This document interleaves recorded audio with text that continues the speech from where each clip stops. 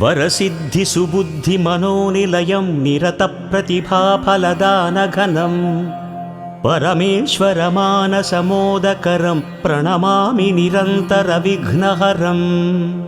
अणिमां महिमां गरिमां लघिमां घनताप्तिसुकामवरेशवशान्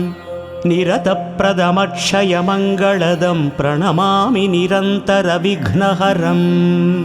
जननी जनकात्मविनोदकरं जनताहृदयान्तरतापहरं